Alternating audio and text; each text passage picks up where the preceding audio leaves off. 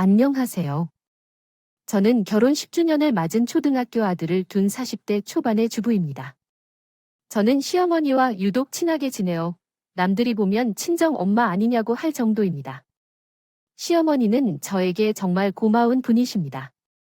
그러나 저와 시어머니의 관계를 못마땅해 하는 방해꾼 때문에 결혼 생활 10년 동안은 힘겨웠습니다.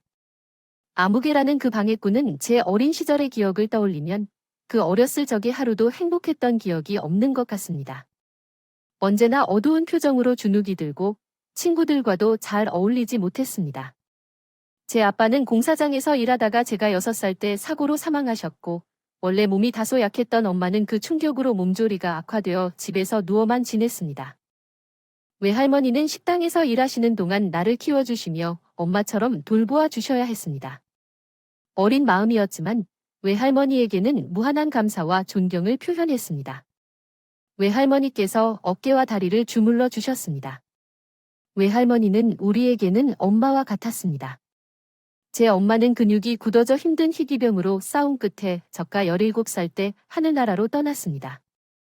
외할머니도 연세가 80이 넘으셔서 식당에서 일하는 것이 어려워졌고 파지를 주어서 겨우 끼니를 해결할 정도였습니다.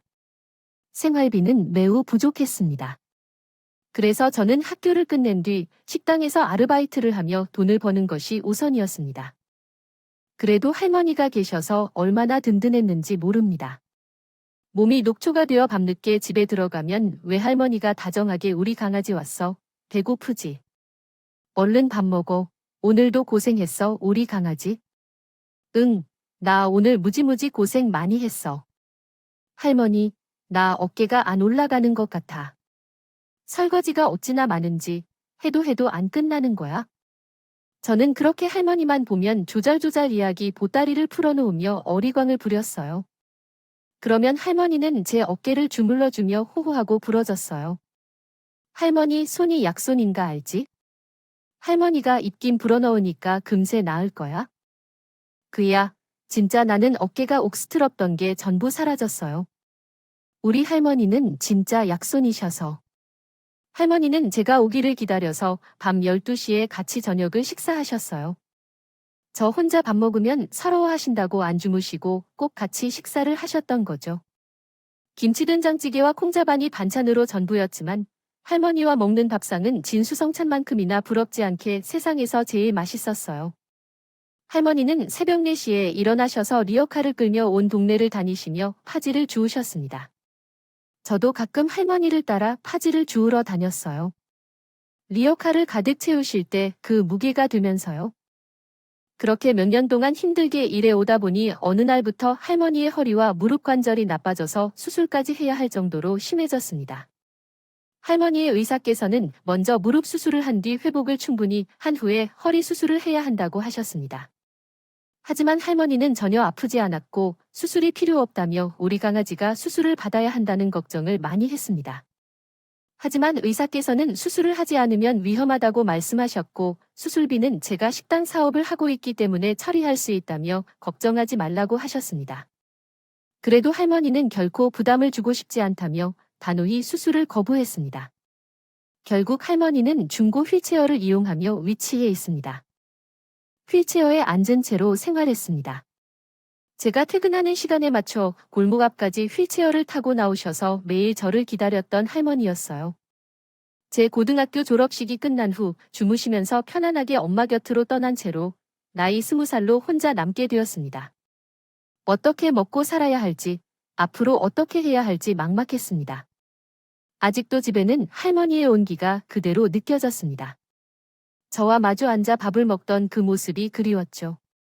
혼자 식사할 때면 할머니가 떠올라서 저는 오열하곤 했습니다. 한동안은 밥도 먹지 않고 그저 가만히 누워있기만 했습니다. 그런데 어느 날 꿈속에서 할머니가 나타나 저를 꼭 안아주셨고 그때야 제가 정신을 차렸습니다. 뭐라도 해서 먹고 살아야겠다고 생각했습니다. 골목에 세워둔 할머니 리어카를 끌고 파지를 주우러 다녔는데 젊은 여자가 무거운 리어카를 끌고 다니는 것을 본 동네 사람들이 기특하다며 일부러 종이와 상자들을 모아서 주었습니다. 뱃속에서는 꼬르륵 소리가 진동했지만 돈이 없었기 때문에 빵 한 개로 끼니를 때워야 했습니다. 이러한 상황에서 생활비도 안 되어서 다시 식당 일을 찾아보았습니다. 그렇게 10년 동안 전 치킨집, 호프집, 고깃집, 커피 전문점, 찜질방 등 여자를 만나본 적 없이 악착같이 일해 통장에 전셋집 하나를 구할 돈도 모았습니다. 30살이 되면 순대국집에서 일하기로 결심했습니다. 홀서빙 일을 했었습니다. 워낙 마시기로 소문이 나 하루 종일 손님이 끊이질 않아 잠시도 쉴 새가 없었지만 월급이 다른 곳보다 많아서 힘든 줄도 모르고 재밌게 일했습니다. 그러던 어느 날 저녁 6시쯤에 할머니가 들어오셨어요. 어서 오세요. 혼자 계세요. 이쪽 창가에 앉으세요. 여기 순대국 맛있어요. 그럼요. 순대국 맛집으로 소문났잖아요. 보세요. 지금 빈자리 하나도 없잖아요. 순대국 드릴까요? 그럼 순대국 하나는 제가 여기서 먹을 거고 하나는 포장해 주세요. 네, 손님 금방 드릴게요. 할머니가 앉아 계신 창가 너머로 보니 파지가 잔뜩 실린 리어카 한 대가 보이더라고요. 다시 할머니를 살펴보니 낡은 신발에 허름한 옷차림이 행색이 안 좋아 보였습니다. 순대국을 금세 다 드셨다고 해서 포장한 순대국을 건넸어요. 맛있게 드셨어요. 또 오세요. 그래요. 맛있네. 리어카를 끌고 가시는 할머니 뒷모습을 계속 쳐다봤습니다. 돌아가신 외할머니 모습이 생각나 눈시울이 붉어졌습니다. 그 이후로 할머니는 매일 저녁 식당에 들렀습니다. 어느새 할머니와 친해져서 할머니 예전부터 궁금했던 게 있었는데요. 매일 순대국을 포장해 가는데 누구 주시는 거예요? 아, 이거 우리 아들이 순대국을 좋아해서. 아, 그렇군요. 그럼 식당에 오셔서 같이 드시면 더 따뜻하고 맛있게 드실 수 있을 것 같습니다. 바쁜가 보인다. 깨는 지금 아파서 밖에 잘 나오지 않을 텐데요. 여수 할머니는 아무한테도 한 적 없는 아들 얘기를 나에게 해주셨습니다. 할머니는 가난한 집에 시집아 3남매를 낳았습니다. 남편과 농사를 짓으며 그런대로 끼니 걱정은 안 하고 살았는데 남편이 알고 보니 지병을 숨겼습니다. 결혼한 지 5년이 지난 어느 날 남편은 실험실에서 쉬다가 세상을 떠났습니다. 할머니는 혼자서 3남매를 감당해야 해서 집에서 떡을 직접 만들어 팔러 다녔습니다. 막내 아들은 없고 큰아들과 둘째 딸은 양손에 꼭 붙잡고 다녔어요. 아침에 만들어서 따끈따끈한 떡을 팔곤 했어요. 시장에 있는 가게를 돌아다니면서 판매하고 상인들이 맛있다고 칭찬하며 단골 손님이 많이 생겼습니다. 게다가 무엇보다도 새 아이를 데리고 함께 다닐 수 있어서 오랫동안 떡 장사를 하였습니다. 할머니가 만드신 떡은 맛있다는 소문이 퍼져서 제법 장사가 잘 되었고 시장에 있는 떡집을 인수했습니다. 떡집은 점점 번창하며 생계에 큰 어려움 없이 돈을 모을 수 있었습니다. 그렇게 삼남매들도 성장기에 접어들었는데 큰아들은 공부를 잘하여 장학금을 받으며 중고등학교를 다녔습니다. 대학교를 졸업한 뒤 즉시 대기업 증권회사에 취직하여 할머니에게 자랑거리이자 기둥이 되었습니다. 둘째 딸도 잘 공부하여 대학교를 졸업했습니다. 학교 선생님으로 일하게 되었습니다. 그러나 제 막내 아들은 형과 누나와는 달리 사춘기 때에는 나쁜 친구들과 어울리면서 계속해서 학교에서 사고를 일으켜 할머니를 괴롭히게 했습니다. 사고를 할 때마다 퇴학을 고려했었던데 할머니가 무릎을 꿇으며 제발 막내를 졸업하게 해달라고 요구하여 결국 고등학교를 졸업하게 되었습니다. 졸업 후에는 집에서 게으르게 지내며 나쁜 친구들과만 어울려 돈만 쓰는 삶을 살았습니다. 특히 둘째 딸은 막내 아들에게 엄격했고 잔소리도 자주 했습니다. 어쨌든 막내를 바로잡으려고 노력했고 오토바이 타는 것은 위험하다며 매일 타지 말라고 주의했지만 어느 날 길 가다가 오토바이를 타고 지나가던 막내를 발견했어요. 어야, 너 오토바이를 타지 말랬지. 당장 내려야 한다고 했어요. 그러자 막내 아들은 누나를 피해 속력을 더 내어 달렸고 누나는 오토바이를 따라가다 차를 피하지 못하고 그 자리에서 사고를 당했습니다. 큰아들은 사고가 막내 때문이라며 불같이 화를 냈어요.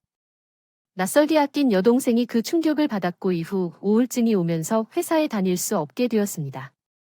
대인기피증이 생겨서 현재는 집에서만 있답니다. 딸을 잃은 아픔에 더해 잘나가던 아들이 폐인처럼 살아가는 모습에 충격을 받은 할머니는 일을 할 수 없어서 떡집을 팔았다고 하네요. 우리 큰 아들만 생각하면 마음이 찢어지는 것 같아요. 그렇게 공부를 잘하고 좋은 회사에서 일하며 똑똑한 아들이 지금은 집에만 있는 모습을 보니 너무 안타깝습니다. 아, 그런 일화가 있었군요. 저는 그 이야기를 듣고 할머니께 더 잘해드려야겠다는 생각이 들었습니다. 그래서 수육도 공짜로 드리고 순대국 값은 한 그릇만 받았어요. 아니요, 아가씨, 돈 많아서 순대국 값을 받지 않았어요. 아들님이 순대국을 좋아하시니까 이것 많이 드시고 빨리 병을 나으시길 바라여서 저가 선물하는 거예요. 그리고 이건 할머니용 신발이에요. 요즘에 누가 이렇게 구멍난 신발을 신고 다니나요? 이 운동화를 신으면 발이 편하실 거예요. 우리 외할머니도 파주 주러 다니셨는데요. 할머니를 만나면 늘 돌아가신 외할머니를 생각해서 더욱 잘해주고 싶어요. 아, 그랬군요. 외할머니와 얼마나 애틋했었을까요? 보통 부모님께서 일찍 돌아가셔서 외할머니가 엄마처럼 쟤를 키워주셨거든요. 서로 속 얘기도 털어놓으며 할머니와 가까워졌어요. 형편이 어려우신 할머니를 어떻게든 도와드리고 싶어서 돈이 든 봉투를 주기도 하고 고기나 과일, 목도리, 장갑까지 챙겨드렸어요. 할머니는 눈시울이 붉어지시면서 감사해, 아가씨. 보면 유난히 생각이 나는 우리 딸이 생각나네요. 라고 하셨어요. 항상 와주시던 할머니가 1시간이나 늦게 오시는 것 같아요. 무슨 일이 있는지 걱정이 돼서 얼마 전에 할머니가 집에 오신 적이 있었는데 고지서의 글씨가 잘 보이지 않는다며 저에게 읽어달라고 고지서를 가져왔었어요. 다행히 여기 집 주소가 있네요. 여기서 멀지 않구나 하고 순대국 2그릇을 포장해서 해당 집 주소로 찾아갔어요. 그리고 그 집 앞에 도착했을 때 크게 놀랐어요. 으리으리한 대저택이었던 겁니다. 이 집이 파지주오 씨 집이셨고 옷차림이 낡은 할머니 집이라니 믿을 수가 없었어요. 제가 찾아온 곳을 잘못 찾았다고 생각하고 일단 배를 맞추었어요. 저 여기가 김복순 어르신 계신 곳 맞나요? 누구세요? 할머니, 저 순대국집 소정이에요. 뭐요? 소정이라고요? 아니, 여기를 어떻게 아시고 찾아오셨어요? 할머니는 제가 올 줄 알지 못하셔서 당황하셨군요. 현관문이 열리고 집 안에 들어가 보니 마당 한쪽에 리어카가 있었어요. 할머니, 저희 집이 이렇게 부자시다는 건 왜 제게 말을 안 하셔요? 전 할머니가 힘들게 사시는 줄 알았거든요. 옷도 맨날 허름한 거 입고 신발도 다 해진 게 저를 서운하게 만들어요. 아, 그게 내가 속이고 싶어서 한 게 아니라 내게 우리 집 형편을 얘기할 새가 없었어. 나는 돈을 아끼며 살아오는데 이런 절약이 사는 거야? 저도 그래서 신발 같은 데에 나왔어요. 파리한 거, 나는 그거 취미로 하는 게 아니에요. 종이박스, 그것도 다 돈이라고. 그 돈은 벌어서 아동복지관에 기부하고 있어요. 아, 그러시군요. 저 부자가 심심해서 서민 코스프레 한다고 제가 오해를 했네요. 죄송해요. 할머니 아니라. 이건 순대국이에요. 아유, 마음씨도 이쁘지. 나 밥 굶을까 봐 이거 싸왔구나. 고맙다. 우리 아들도 좋아하겠네요. 참, 온 김에 우리 아들하고도 인사해야겠네요. 아들님도 뵙고 싶었어요. 우리 순대국 광팬이신데 정말 궁금했거든요. 아들 방은 2층 복도 끝쪽에 있었습니다. 누가 왔는데 잠깐 인사할 수 있니? 너 좋아하는 순대국집 아가씨인데 내가요. 며칠 식당에 안 가서 걱정돼서 왔어요. 문 열어주실래요? 문이 열리며 아들이 제게 고개만 숙여 인사를 했습니다. 안녕하세요. 할머니께 말씀 많이 들었어요. 저는 소정이라고 합니다. 아드님 성함은 어떻게 되세요? 박승훈이라고 대답했습니다. 그러면서 제 눈을 못 마주치고 고개를 푹 숙였어요. 저는 일부러 더 말을 걸고 사람에 대한 경계심을 풀어주려고 했어요. 다행히 아들은 저랑 얘기하면서 제 얼굴을 보게 되었고 표정도 한결 부드러워졌습니다. 이 모습을 뒤에서 지켜보고 있던 할머니는 눈물을 흘리셨어요. 우리 애가 이렇게 사람과 얘기할 수 있다는 게 너무 기뻐. 이게 얼마만이야. 너가 내 은인이야. 우리 아들이 너를 편하게 생각하나 봐. 그러던 중 할머니께서 제게 일주일에 한두 번씩 집에 들러서 아들과 이야기를 나눌 수 있도록 부탁해 오셨고, 저는 기꺼이 수락했습니다. 그렇게 몇 달 동안 남자를 만나게 되었고, 남자의 우울증 증세가 좋아졌습니다. 우리는 서로에게 호감을 갖게 되었고 결혼하게 되었습니다. 시어머니는 항상 제게 폐인이 되어 있던 아들을 다시 세상 밖으로 나오게 해줘서 고마웠어요. 결혼 후 남편은 다시 증권회사에 취직했습니다. 그의 능력이 너무 우수하여 이곳에서 그에 대한 소문이 나서 서로가 남편을 끌어들이려고 할 정도였습니다. 시어머니는 정말로 제 손에 물 한 방울 없이 떨어진 적이 없었습니다. 제가 잘 알아들었습니다. 다음은 수정된 내용입니다. 잘 대해주셔서 감사합니다. 전 시어머니 대신에 우리 엄마처럼 생각했고 서로 챙겨주며 의지하며 지냈습니다. 그리고 집의 골칫거리로 알려진 시동생은 결혼식 때 처음 만났습니다. 시동생은 전국을 돌아다니며 자주 집에 오지 않는데 그 사이에 여자를 만나 결혼식 날짜만 어머니에게 통보하고 결혼을 했습니다. 그럼에도 불구하고 어머니는 제게나 남편에게 며느리를 소개시키거나 결혼식을 열지 않았습니다. 결혼식 후에야 제대한 제대로 된 소개를 받았습니다. 시동은 이제 25세이고 그 말투와 옷차림은 더 어려 보였습니다. 그래서 우리가 이렇게 만날 수 있는 것은 운명이란 생각이 들었어요. 클럽에서 만났어요. 몇 번 만나다 보니 자기 집에 돈이 많다면서 자기랑 결혼해서 팔짝 고치라고 하더라고요. 그래서 통장을 보여달라고 했더니 진짜 돈이 많더라고요. 그래서 결혼했어요. 저도 부자 남자 만나서 결혼하는 게 로망이었거든요. 그럼 돈을 보고 결혼한 거야, 언니? 그렇게 말하면서 파정희운 씨가 좀 잘생겼잖아요. 그리고 생각보다 순진하고 착한 구석이 있어서 결혼해도 되겠다 싶었죠. 둘째야, 아무리 어려도 격식과 도리를 차려야 하는 법이야. 형님한테 언니가 뭐니?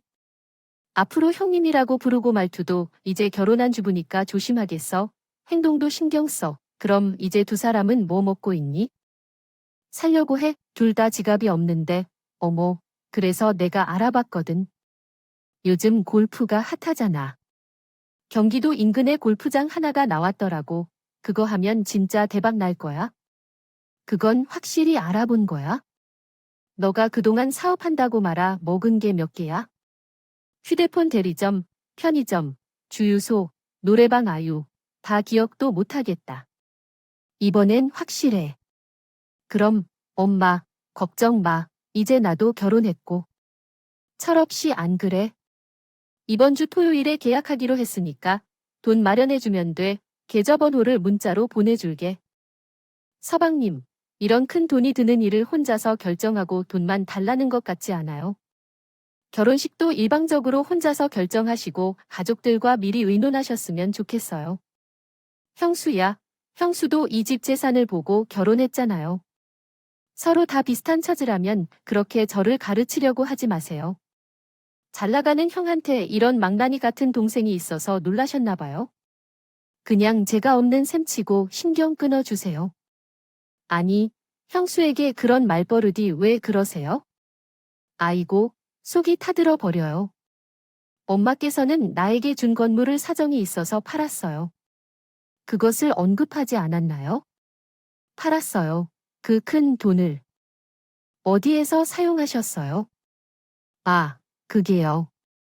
저는 친구 알고 있는 지인한테 베트남에서 리조트 사업을 하는데 투자하면 대박 난다고 해서 투자했는데 알고 보니 그들이 꾸며 내 등을 치고 돈을 뺏었더라고요. 그래서 경찰에 신고했는데 두 사람 다 베트남으로 도망가서 찾을 수가 없다는 거든요. 아, 진짜. 내가 그들을 잡으면 가만두지 않을 거야? 머리야. 그 큰 돈을 그냥 받아들이고 있을 수 없잖아. 동생은 여러 사업을 시도했다가 실패해서 시어머니에게 의지하고 사는 겁니다. 어차피 어머니는 골프장 사업에 도와주셨어요. 경기도 외곽에 있는 골프장이라 출퇴근하기도 편하대. 고급 아파트까지 시어머니께서 주셨습니다. 시어머니는 시동생을 위해 하늘 기증을 해주시느라 많이 신경을 쓰셨다 보니 요즘 얼굴이 갑자기 상한 상태입니다. 어머님께서는 서방님 때문에 속상해 하시겠죠. 하지만 이사를 가셨다고 하시면서도 여전히 전화 한 통이 없으시네요. 동서도 참 억울하시겠죠. 둘째에게 무엇을 바라시겠어요? 그냥 둘이 잘 지낸다면 나도 만족할 텐데요. 하지만 어머님, 최근에 얼굴 상태가 좋지 않아 보여요. 어디 불편하신 건 아닌가요? 소화가 안 된다는 느낌이 있으시겠지만 신경 써서 그런 걸 수도 있어요. 소화제를 드시면 괜찮아질 수도 있어요. 그렇지만 어머님의 상태가 계속 안 좋아지고 있다면 함께 병원에 가보는 게 좋을 것 같아요. 당신의 내용을 고쳤습니다. 어머님께서 좋아하셔서 병원에 가셨더니 위암 말기라고 합니다. 저는 어머니를 부둥켜 안고 한참을 울었습니다. 오히려 어머니께서는 저를 위로해 주셨어요. 괜찮아요. 요즘은 아니라고 다 죽는 게 아니야. 너 열심히 치료받아서 꼭 나을 거야. 걱정 마라. 어머님이 안 쓰러진 판정을 받았다는 소식을 동생에게 전화로 전했습니다. 동생아, 어머님 위암 말기 판정 받으셨대. 서방님이랑 이번 주 주말에 집에 들러가야 해. 그렇게 건강하셨는데 어머님이 불쌍해서 어쩌죠? 근데 형님, 저 이번 주말에 중요한 약속이 있어서 못 갈 것 같아요. 무슨 약속이야? 어머님이 아프신데 다른 중요한 일이 뭐가 있어? 앞으로는 어머니의 간병 문제에 대해 상의해야 할 일이 있어서 오라는 건데네. 간호야, 저는 간호를 못해요. 강아지를 키워본 적도 없는데 어떻게 간호를 해야 하죠? 그리고 전 집에서 나가서 왔다 갔다 하기도 힘들겠죠. 형님께서 어머니를 특별히 대우하시니까 형님이 간호를 해주시면 될 것 같네요. 대신 비용은 저희가 지불하겠습니다. 그래, 그게 사람에 대한 예의입니다. 동서는 진짜 뻔뻔하구나. 어떻게 어머님이 암에 걸리셨는데도 눈 하나 깜짝 안 해? 됐어. 내가 동서에게 뭘 바라겠어. 전화를 끊었어요. 며칠 후에 어머님은 암 전문 병원에 입원했습니다. 그동안 하루 종일 어머니 곁을 지키며 얼굴과 몸을 닦아주었습니다. 식사도 챙겨드렸어요. 저녁에는 남편이 퇴근하여 교대를 해줘서 한숨 돌릴 수 있었습니다. 얼마 후에 병세가 악화되어 항암 치료를 시작했습니다. 약 때문에 어머니는 구토를 하며 식사를 거의 못할 정도로 힘들어했어요. 그리고 병원에서는 더 이상 치료할 수가 없어서 집으로 왔습니다. 어머니가 화장실에 갈 때도 부축하고 씻어주고 식사하실 때 손에 힘이 없어서 잘 못 드셔서 직접 수저로 입에 넣어 드려야 했습니다. 점점 기운이 떨어지셔서 이제 자리에서 일어나는 것조차 힘들어해서 기저귀를 차고 볼일을 처리해야 했습니다. 첫째야, 내가 내게 면목이었다. 내게 똥기저귀까지 갈게 하고 내가 빨리 죽어야 할 텐데. 어머니, 그런 소리 하지 마세요. 우리 외할머니가 돌아가시기 전에 몸이 편찮으셔서 제가 간호를 해드렸거든요. 우리 할머니 생각도 나고 저는 전혀 힘들지 않아요. 어머니, 결코 저에게 부담을 주지 말아주세요. 어머님은 제 친딸처럼 생각해 주시는데 딸이 어머니 병수발 드는 건 당연하죠. 그렇게 생각해 주시니 정말 고맙습니다. 요즘 세상에 너 같은 며느리가 어디에 있겠어요? 너는 복덩이야. 그런데 어머님이 이렇게 안투병 중임에도 시동생과 동서는 코빼기도 안 보여서 정말 화가 나더라고요. 어머님. 서방과 동생님, 조금 너무하신 것 아니에요? 어머니께서 아파하신데 한 번쯤 방문하지 않는 건 어떤가요? 전화해서 오라고 말해야겠어요. 아니야, 내가 지금 전화할게. 나도 안 그러나 괘씸해서 생각하고 있었어. 그리고 어머니는 동생한테 전화를 합니다. 둘째 언니야, 너 얼굴 까먹겠다. 안녕하세요, 어머님. 몸은 좀 어떠세요? 넌 내가 죽든 말든 관심도 없잖아. 한 번도 찾아오지 않아서 어떻게 할 수가 있어요? 저도 가려고 했는데 매번 일이 생겨서 그리고 형님이 옆에서 잘 간호해 주셔서 안심되니까 찾아뵌 거죠. 말은 청산유수네. 내가 이제 얼마 못 살 것 같다 할 얘기가 있으니까. 둘째랑 같이 오늘 집에 들러오세요. 어머니의 호출로 그날 저녁 시동생과 동서가 왔습니다. 저와 남편까지 안방에 다 모이게 하고 시어머니가 힘없는 목소리로 말씀하십니다. 의자가 나 앞으로 많이 살아봐야 3개월이래. 그래서 변호사를 통해서 내 유산을 정리했다고 한다. 내 전 재산을 금괴로 바꿔서 금고 속에 넣어놨어. 금고 위치는 때가 되면 나중에 알려줄 거니까 그렇게 알아. 그리고 둘째야, 금고 속에 있는 것들을 못 가져가려면 집으로 들어와. 형님도 와서 집안일도 하고 내 병간호도 도와. 형님 말 잘 들으면 너 목도 더 챙겨. 줄 거니 명심해. 금고에 금기가 가득하다는 것이죠. 어머니. 말씀대로 당장 여기 와서 형님도 와서 어머니 병원에서 돌보며 집안일도 다 할게요. 시어머니 동서를 집으로 들어오라는 데에는 다 이유가 있었습니다. 그동안의 시댁 일이라면 난 몰랐다 하던 동서를 제대로 교육시키려는 것이었어요. 첫째야, 너 혼자만 맨날 전전긍긍 힘든데 그동안 둘째한테 너가 많이 서운하고 화났던 것 이번 참에 제대로 혹독하게 가르쳐 놨더라면 너가 이 집의 기둥이야. 예, 어머니 말씀대로 동서 제대로 교육시키겠습니다. 다음 날 동서는 캐리어를 3개씩이나 들고 왔어요. 평소에 이게 다 뭐야? 무슨 짐이 이렇게 많아 였어. 아, 이거야. 한 석 달 정도 머무르면서 많은 소지품이 필요할 것 같아요. 동서가 지금 여행에서 돌아왔는데 말을 해야겠네요. 빨리 짐을 내려놓고 편안한 옷을 입고 주방으로 와서 저녁 식사를 준비해야 해요. 요리를 잘못해서 집에서도 배달 음식만 시켜 먹었어요. 아무리 못해도 평생 안 할 거예요. 어머님은 제게 요리와 살림을 동서에게 가르쳐 달라고 당부하셨어요. 그리고 어머님은 말씀하셨는데 제 말을 듣지 않으면 동서에게 줄 돈이 줄어든다고 했어요. 형님, 제 옷을 갈아입고 바로 내려올게요. 그렇게 해서 전 동서에게 요리와 살림을 하나씩 알려주었어요. 동서는 싫어서 얼굴을 찡그리며 계속 투덜대더라도 어쩔 수 없었어요. 제가 시키는 대로 다 했습니다. 하루에 3번씩 시간을 정해 어머니를 휠체어에 태우고 마당으로 산책을 나갔어요. 둘째는 좀 어때요? 집안일을 착실히 하고 있어도 유선이 덜 주는 것 같아서라도 음식을 만들고 청소를 잘 하는데 좀 더 지켜봐야 할 것 같아요. 저렇게 해봐야 너가 얼마나 힘들었는지 알게 되지. 이렇게 일만 시키지만 동서는 제 앞에서 열심히 일하는 척하고 혼자 있을 때는 일하기 싫어서 빨래할 때 세제도 안 넣고 세탁기를 돌리고 요리하다가 바닥에 음식 떨어뜨리면 그걸 그대로 주워서 음식 안에 섞기도 했어요.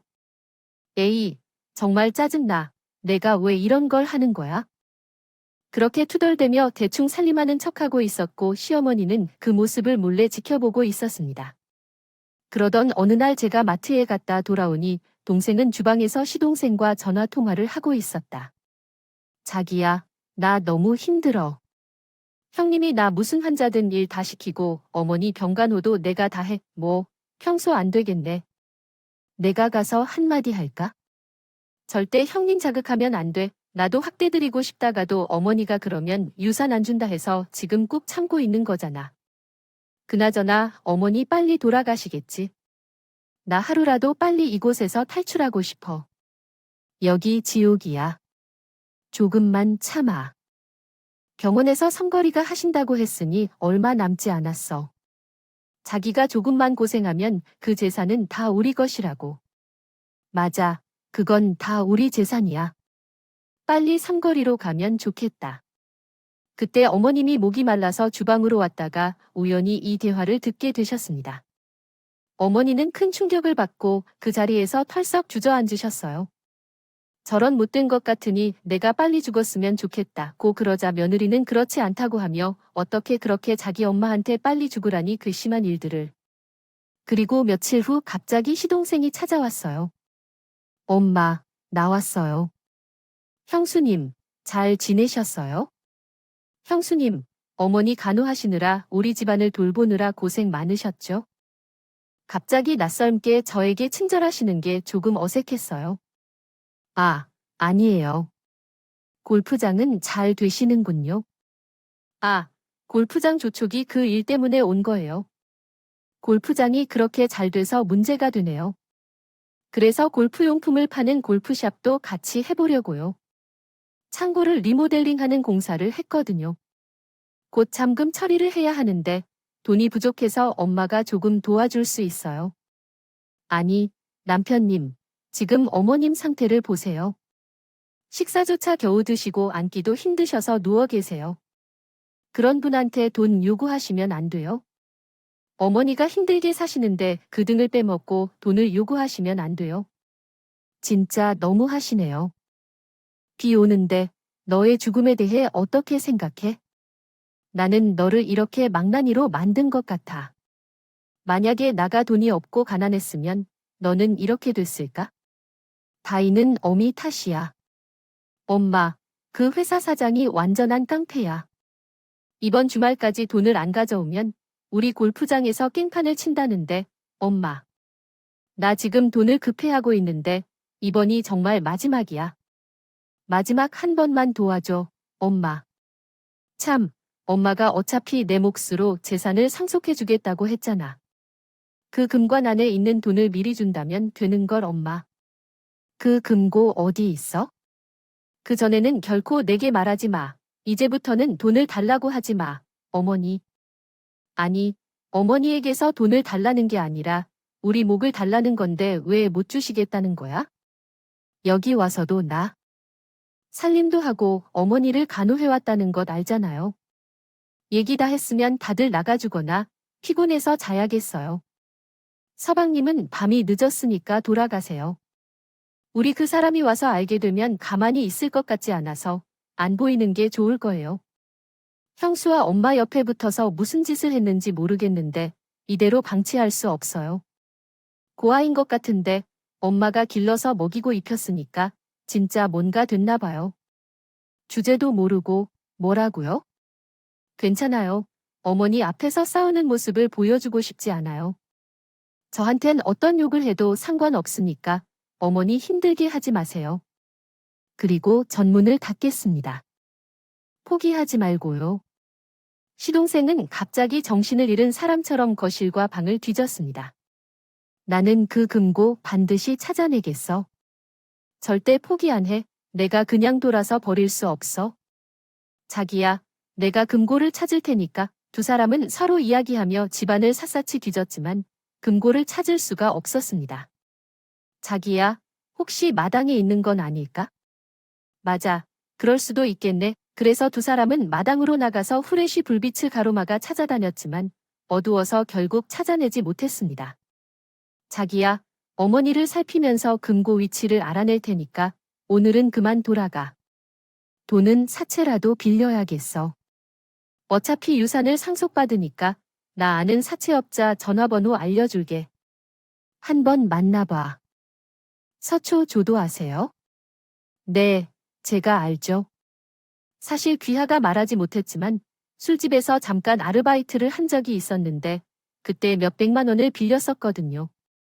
하지만 그 빚이 크게 불어나서 아직 상환하지 못하고 있어요.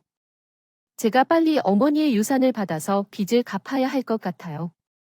매일 전화로 괴로워하는데 정말 마음이 힘이 듭니다. 무슨 말입니까?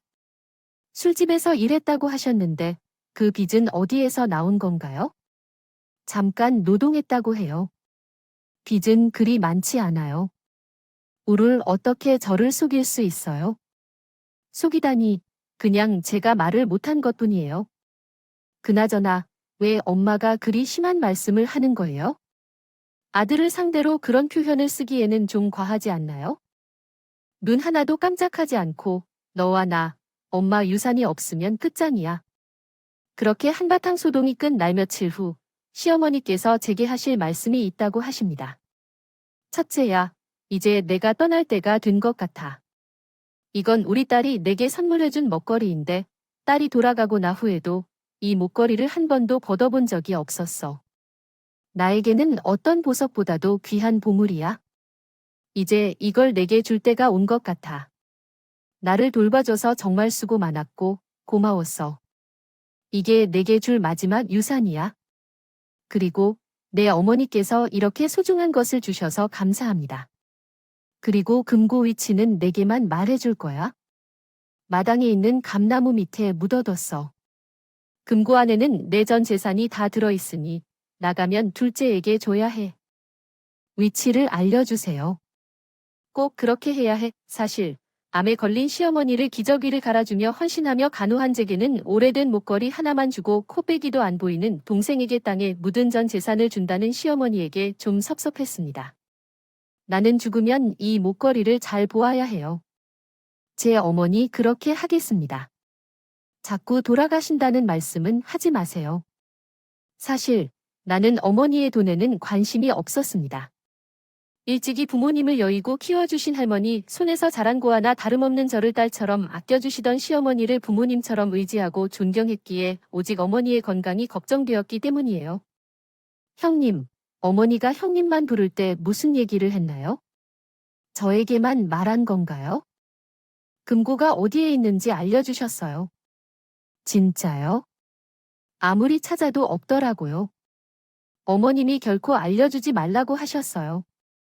어머니가 돌아가시면 그 금고의 위치를 알려주신다고 해요. 그 금고 안에는 어머님의 전 재산이 들어있는데 그 금고의 내용을 남편과 저희에게 준다고 말씀하셨어요. 왜 그런 대박이야? 진짜 제 전 재산을 우리와 자기에게 다 준다고 하는 거죠? 헤헷, 뭐야. 옆에서 죽어라 고생한 형님한테는 한 푼도 주지 않는다는 거네요. 어머니가 그런 면은 잘 몰랐는데 좀 야속하시네요. 와, 이제야 발 뻗고 잘 수 있겠네요. 형님도 저런 한여노래 그만 부탁드릴게요. 어머니의 마음속에는 둘째 아들만 있었네요. 노인들에겐 잘해줘 봐야 해요. 속으로는 이렇게 다른 생각을 한다니까요. 형님한테 뭐를 주었는지 모르겠어요. 나한테는 돌아가신 따님의 유품인 목걸이를 주셨어요. 어디 보세요? 겨우 이겁니다. 우리 어머니께서는 그렇게 잘 안 보셨어요. 진짜 정말로 없으시다. 빨리 좋은 소식을 우리 자기에게 알려줘야겠어요. 저기요, 놀라지 마세요. 어머님이 금관에 있는 재산을 우리에게 주셨대요. 완전 대단한 일이에요. 진짜로. 형과 형수에게 주는 것을 잘못 이해한 거 아니에요. 형님이 직접 나에게 이야기해 주셨어요. 형님한테는 오래된 목걸이 하나를 줬어요. 어머님이 속으로는 나와 자기를 좋아했던 거예요. 역시 우리 엄마네요. 내가 돈을 요구할 때는 없다고 엄연하게 거절하셨어요. 하더니 다 심오한 뜻이 있었군요. 그러면 제가 사채를 이용해서 공사 대금을 빨리 상환해야겠네요. 엄마. 얼마나 필요하신가요? 재산을 받으면 한꺼번에 전액 상환해 드릴까요? 제 5억까지는 전액 상환해 버리는 게 어떨까요? 그래도 갑자기 마음이 바뀔 수도 있으니 계속 엄마의 기분을 잘 맞추고 애교도 더 부려서 잘해야겠네요. 걱정돼요. 요리도 좀 배워서 우리 어머니께 제가 만든 음식을 맛있게 드셔주세요. 돈에 대해서는 이미 포기했으니 동서한테 시어머니가 재산을 물려주신다는 말을 전해주면 식구로서 당신께서 안 계시는 그때에라도 마음 편하게 가실 수 있도록 잘 챙기겠다는 생각에 미리 말씀을 드립니다. 동서 어머니께 감사하면서 어머니께서 편안히 지내실 수 있도록 잘 챙겨드릴 것입니다. 오늘 우리 어머니를 모셔서 꽃 구경을 갈까요? 우리 집 앞 공원의 벚꽃이 정말 예쁘더라고요. 날씨도 풀려서 어머니가 잠시나마 나가시는 것도 좋을 것 같아요. 어머니께서 꽃을 좋아하시잖아요. 어머니는 마당을 보시며 한숨을 내쉬시고 계셨어요. 그리고 저에게 목걸이를 주신 그날 이후로 어머니는 저를 보시면 무슨 말을 하려다가 참고 눈물을 글썽거리시곤 하셨어요. 어머니, 제게 무슨 말씀이든 하실 것 있으신가요? 아니에요. 첫째야, 그 목걸이 잘 갖고 있지? 나. 죽으면 목걸이를 잘 살펴봐야 해요. 알았어요. 어머니가 따로 목걸이를 꺼내보지 말라고 해서 케이스 그대로 제 방에 두고 목걸이를 안 보고 있어요. 참 어머니는 동서가 꽃을 좋아하신다고 집 앞 공원에 산책하자고 하시네요. 어머니는 계속 집에만 계셨는데 같이 나가세요. 둘째는 됐다. 너랑만 나갈 거야? 동서 얘기를 꺼내자마자 어머니 표정이 굳어지셨는데 전 의아했어요. 전 재산을 동서와 서방님한테 준다는 건 그만큼 믿고 좋아하는 줄 알았는데 왜 그러시는지 이해가 안 됐어요. 동서는 집에 있어야겠어요. 어머님이 나랑 꽃 구경 가자고 하시네요. 무슨 소리예요? 어머님이 날 끔찍이 좋아하시는데 어머니가 저랑 나가고 싶으신 거잖아요. 너 집에 있니? 응, 그럴 수도 있어. 그러면 어머니가 좋아하시는 동태찌개를 맛있게 끓여서 저녁 준비해 놓겠어. 다녀와. 동서는 전과 다르게 어머니에게 말도 걸고 안 하고 공손하게 휠체어에 앉은 어머니를 모시며 천천히 휠체어를 밀며 벚꽃길을 산책했다. 걷다 보니 처음 어머니를 만났던 추억이 떠올랐어. 어머니 지금도 순댓국을 좋아하죠? 매일 우리 가게에 오셔서 순댓국을 드시고 남편도 사가셨잖아. 내가 남편과 결혼한 지 5년밖에 안 됐는데 시골에서 농사 짓느라 한 번도 외식 못했거든. 그 때문에 큰아들 승훈이가 특히 더 예쁠 것 같아. 승훈이 생일이면 항상 나만 그와 데리고 읍내로 나갔는데 순댓국을 샀어요. 승훈이가 그것을 얼마나 맛있게 먹는지 보면서 승훈이도 순댓국을 먹다 보면 아빠 생각이 난다고 해서 나도 동감했어요.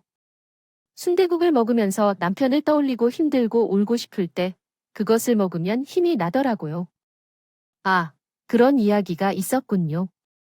첫째야, 유산한 물려준다고 나와 망하지 않도록 나 없어도 우리 승훈이를 잘 부탁해. 어머니, 그런 속물 아니세요? 오늘 순댓국을 먹으러 갈까요? 그래, 오랜만에 순댓국을 먹으려는구나. 근처 순댓국집에 들어가서 순댓국을 먹는데 어머니는 계속해서 내 얼굴을 보며 눈물을 흘렸어요. 저는 억지로 눈물을 참았어요. 어머니가 떠나실 날이 얼마나 될까요?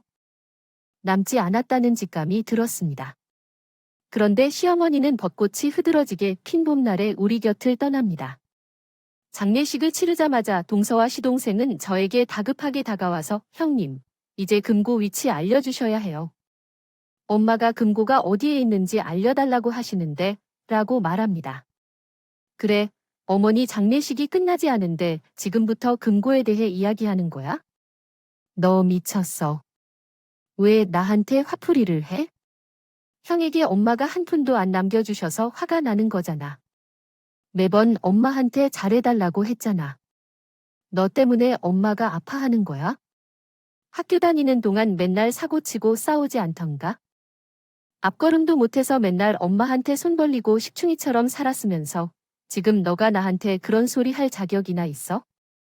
내가 왜 이렇게 된 줄 알아? 엄마는 형이 장남이라고 해서 형만 예쁘게 해줬어. 나는 뭘 하는지 관심도 없고 형이 공부 잘한다고 맛있는 것도 형만 주고. 나는 엄마의 따뜻한 사랑을 받아본 기억이 없어.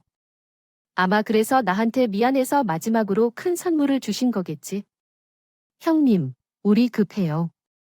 빨리 사채비도 갚아야 하고 돈 쓸 데가 한두 군데가 아니에요. 빨리 말해주세요. 금고 어디 있어요? 금고는 마당에 있는 감나무 밑에 묻어놓으셨대. 거기 파보면 돼요. 아, 거기였구나. 내가 마당을 다 찾아봤는데 거기만 못 봤네. 영수, 고마워 자기야. 얼른 삽을 가지고 와, 빨리 가서 파보자. 엄마, 그동안 모은 돈이 아마 100억은 될걸. 우리 땡을 잡았어. 자기야. 시동생과 동서는 삽을 들고 나무 밑을 파기 시작했습니다. 어찌나 깊게 파는지 한참을 파도 금고가 안 보였어요. 혹시 어머님이 거짓말한 거 아니야? 왜 금고가 안 보여? 엄마가 그런 걸로 속을 거야? 좀 더 봐보자. 나팔이 끊어질 것 같아, 자기야. 그럼 저기는 좀 쉬어. 나 혼자 파보게. 그렇게 몇 시간을 땅을 파고 마침내 뭔가가 보였습니다. 저기요, 여기 뭐가 있어? 시동생과 동서는 더 속도를 내며 땅 파기를 시작했고 땅 속에 묻혀진 것을 보자마자 충격에 휩싸였습니다. 그것은 금고가 아니었고 비닐봉지에 쌓여진 USB였습니다. 뭐야 이게, 금고는 어디 있지? 라고 말했다. 우선 이것을 가져가서 집 안으로 들어와서 남편의 노트북에 USB를 연결했습니다. USB에는 영상 파일 하나가 있었어요. 파일을 열어보니 시어머니 모습이 보였고 영상 속에서 어머님의 목소리가 들렸습니다. 둘째, 며느리와 키운 아이 영상을 보고 있니? 금고가 없어서 실망했지. 애초에 금고 따윈 없었어. 너희 둘이 하도 괴로워해서 내가 거짓말한 거다. 내 유산을 받으려고 나 빨리 죽기를 바랬던. 너희들이 전화 통화하는 것을 다 들었다. 둘째, 너는 집안일을 돕는 게 얼마나 힘들었는지 다 안다. 뒤에 가서는 짜증을 내고 어떻게든 유산을 받으려고 내 속을 썼다. 어떻게 사람의 탈을 쓰고 자신의 엄마나 시어머니에게 그런 짓을 할 수 있느냐? 너희 둘에게는 내가 힘들게 모은 돈 한 푼도 못 주니까 오늘 이후로 형수와 형에게 절대 피붙지 말고 멀리 가서 자기 엄마와 형제도 모르는 사람과 같이 살아야 한다. 그러니 정신을 똑바로 차리고 살아라. 첫째야, 재산을 주지 않고 목걸이만 주어서 많이 실망했을 텐데 일부러 그렇게 한 것이다. 그래야 그 못된 사람들이 너를 괴롭히지 않으니까 많이 미안하다면 정말 죄송하다. 너는 내게 딸이었고 내 며느리가 될 것이라는 너의 의지에 정말 감사해. 내가 나에게 잘 해준 만큼 보답해주겠어? 이제 우리 승훈이와 함께 행복하게 살아보자. 영상을 보고 나서 오열을 했어. 시어머니가 가진 깊은 마음을 이해하지 못한 채 목걸이만 받는다고 서운해했던 나 자신이 싫었어. 그러자 남편이 어깨를 감싸며 위로해 주었어. 동생들은 실망하고 처량해지며 바닥에 앉아 정신을 잃은 사람처럼 허무하게 웃기만 했어. 나는 방으로 들어가서 시어머니가 주신 목걸이를 자세히 살펴보았어. 목걸이 뒤를 보니 전화번호가 적혀 있었어. 이게 무슨 번호일까? 얼른 전화해봐. 전화를 걸었더니 변호사 사무실이었습니다. 변호사가 집에 찾아와 그간의 일을 설명해 주었습니다. 시어머님이 시한부 판정을 받은 날 변호사를 찾아와 모든 재산을 남편과 저에게 상속한다고 유언을 남겼다고 합니다. 어머님이 저희에게 남기신 유산이 100억이었어요. 시동생 부부는 바로 손절을 했는데 살청중은 빚을 못 갚아 골프장과 아파트까지 팔아서 빈털터리가 되었다는 소식을 들었습니다. 시어머니가 남기신 유산으로 남편과 저는 복지재단을 설립해서 부모 없고 힘들게 사는 청소년들을 돌보고 있습니다. 시어머니의 마지막 선물이었던 목걸이가 제 인생을 바꿔놓았던 거죠. 저의 긴 얘기를 이제 마무리하려고 합니다. 감사합니다. 오늘 준비한 이야기는 여기까지입니다. 재미있게 들어주셨다면 구독과 좋아요, 알림 설정까지 눌러주세요. 그러면 저는 다음 이야기로 찾아뵙겠습니다. 오늘도 건강하시고 행복하세요. 음악